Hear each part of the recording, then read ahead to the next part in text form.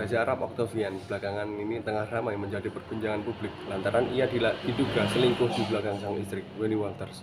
Kabar perselingkuhan itu mencuat lantaran Reza Arab dituding menjalin hubungan dengan seorang wanita.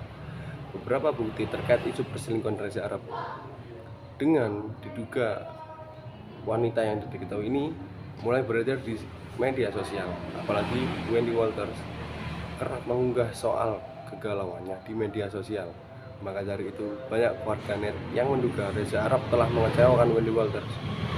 Reza Arab juga sempat menggugat cerai sang istri, namun gugatan itu dicabut lagi oleh Reza Arab lantaran ia masih ingin mempertahankan kondisi rumah tangganya. Wendy Walters pun juga meluruskan kalau ia juga sudah yakin 100% untuk cerai dengan Reza Arab. Namun berita ini sampai sekarang belum ada kelanjutannya dari kedua belah pihak. Terima kasih. Akhir-akhir ini publik digemparkan dengan dugaan perselingkuhan Regi Datau atau biasa dikenal dengan suami Ayu Dewi yang bermula diketahui dari podcast Nikita Mirzani yang mengundang Denis Carista yang bermula ditanya-tanya tentang apakah kamu menjadi pelakor, dan ternyata Denis Carista menceritakan hal tersebut dan menceritakan tentang ciri-ciri laki-laki yang berselingkuh dengan dia, yang mengarah ciri-ciri tersebut mengarah kepada Regi Datau, suami Ayu Dewi. Namun dari dugaan tersebut, netizen-netizen juga sudah banyak yang sudah melakukan cari tahu dan melakukan identifikasi di mana-mana, namanya juga netizen. Namun hal tersebut tetap belum ada klarifikasi dari pihak Ayu Dewi maupun Regi Datau. Namun banyak netizen yang sudah bermunculan opini-opini dan hal tersebut mengarah tetap bahwa Regi Datau melakukan hal perselingkuhan. Akhir-akhir ini kabar yang hampir sama juga terjadi terhadap pasangan Rizky Bilar dan Lesti Kejora, yang ternyata pasangan ini yang terlihat romantis tidak menjamin hubungan pasangan ini lebih baik-baik saja.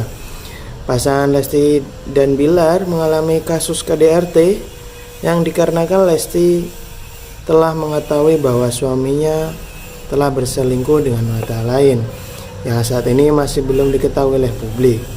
Akibat hal itu, Lesti pun berniat untuk pulang ke rumah orang tuanya, namun oleh Bilar sendiri dilarang dan mencoba mendorong dan membanting Lesti ke kasur dan mencekik hingga jatuh ke lantai. Dan itu pun dilakukan berulang kali. Lesti pun langsung kecewa dan melakukan kasus ini langsung melapor ke pihak yang berwajib pada tanggal 28 September 2022 dengan dugaan kasus KDRT. Pada tanggal 13 Oktober 2022, Rizky Bilar terlihat mengenakan baju tahanan yang diperlihatkan di depan wartawan dan konferensi di Polres Metro Jaya, Jakarta.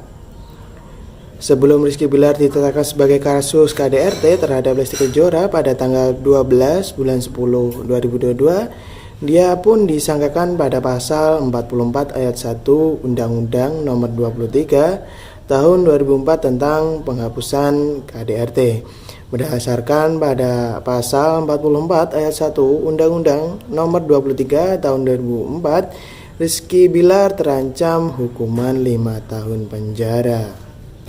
Terancam hukum penjara akibat konten prank yang diunggah. Bermula saat YouTube Baim Paula menayangkan sebuah video pada 2 Oktober 2022 yang berisi Paula berpura-pura membuat laporan KDRT. Paula masuk ke kantor Polsek Kebayoran Lama menggunakan kamera tersembunyi, sementara Baim duduk di dalam mobil memantau aktivitas istrinya melalui layar monitor. Di dalam kantor Polsek Kebayoran Lama, Paula mengatakan ia ingin melaporkan suaminya yang telah berbuat KDRT. Polisi yang bertugas yang semula tak tahu identitasnya kemudian meminta ibu dua anak itu melepas maskernya dan mulai mengambil Paula. Tak lama, Baim masuk ke kantor Polsek Kebayoran Lama menemui Paula di dalam ruangan pelaporan yang membuat sang polisi menyadari bahwa ia sedang diprank. Baim dan Paula pun tertawa-tawa sembari mengiyakan bahwa mereka sedang melakukan prank. Setelah video itu mendapat respon negatif dari netizen, Baim menghapus konten tersebut dari YouTube. Berbagai kencaman ditunjukkan kepada Baim Paula usai konten prank KDRT itu viral. Menurut Komnas Perempuan, pasangan selebritas itu tak memiliki empati terhadap korban KDRT yang sesungguhnya. Kendati Baim sudah minta maaf, namun menurut Kepala Seksi Humas Polres Metro Jakarta Selatan AKP Nurmadewi akan melakukan pemanggilan terhadap Baim dan Paula. Terkait pemalsuan laporan yang diutarakan oleh AKP Nurmadewi, Baim dan Paula terancam hukuman 1 tahun 4 bulan penjara. Adapun pasal 220 KUHP berbunyi, barang siapa yang memberitahu atau mengadukan bahwa ada terjadi sesuatu perbuatan yang dapat dihukum, sedang ia tidak tahu bahwa perbuatan itu sebenarnya tidak ada, dihukum penjara selama-lamanya 1 tahun 4 bulan. Selain itu, Baim dan Paula juga dapat dikenakan pasal 317 KUHP, barang siapa dengan sengaja mengajukan pengaduan atau pemberitahuan palsu kepada penguasa, baik secara tertulis maupun untuk dituliskan, tentang seseorang sehingga kehormatan atau nama baiknya terserang, diancam karena melakukan pengaduan fitnah dengan pidana penjara paling lama 4 tahun. Nah, kasus perselingkuhan yang teman-teman tadi paparkan mendapat banyak sekali respon dari netizen, terutama kasus perselingkuhan yang terjadi pada Reza Arab dan juga Rizky Bilar. Mereka terlihat biasa-biasa saja, mereka terlihat baik-baik saja, tetapi ujung-ujungnya juga selingkuh. Nah, hal ini membuat para netizen perempuan terutama mereka mengalami yang namanya trust issue, di mana mereka sulit untuk mempercayai atau meragukan yang namanya hubungan dengan pasangannya. Dan juga tidak hanya mendapat tanggapan dari para netizen, tetapi juga mendapat tanggapan dari public figure sekelas Baim Wong dan Paula Verhoeven. Keduanya melaporkan dugaan KDRT kepada pihak kepolisian yang ternyata laporan ini palsu, laporan ini just content, just prank, dan membuat kedua pasangan ini akhirnya terjerat undang-undang. Nah, bisa kita lihat bahwasanya internet ini mempercepat laju komunikasi, dan komunikasi ini memiliki sifat mempengaruhi. Bisa kita lihat tadi berbagai tanggapan yang diberikan oleh netizen dan juga public figure tadi, bahwasanya dalam komunikasi ada yang namanya sifat mempengaruhi dan juga ada yang namanya timbal balik. Nah, itu tadi adalah pemaparan dari teman-teman analisa fenomena dari kelompok 4, dan terima kasih sudah menyaksikan. Wassalamualaikum warahmatullahi wabarakatuh.